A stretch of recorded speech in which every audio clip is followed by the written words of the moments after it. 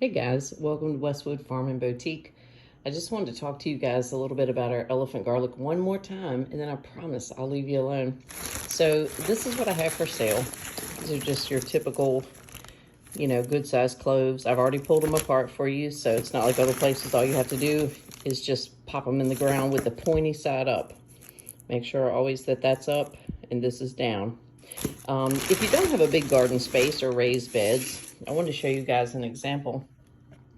This is one that I planted about a week or maybe a week and a half ago. And it's in a tiny little pot and it will do just fine. I keep it in very bright sunlight. I let it dry out in between waterings, and this plant will 100% mature and do just fine.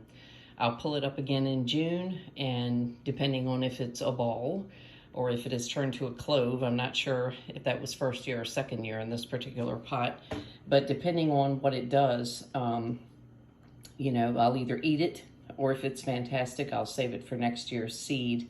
Again, we have these guys for sale right now on our website, westwd.com, and each order is 4 to 6 cloves. It just depends on how many was in the bulb. Some will be big, some will be small, but they all will produce awesome heirloom elephant garlic. Thanks for watching.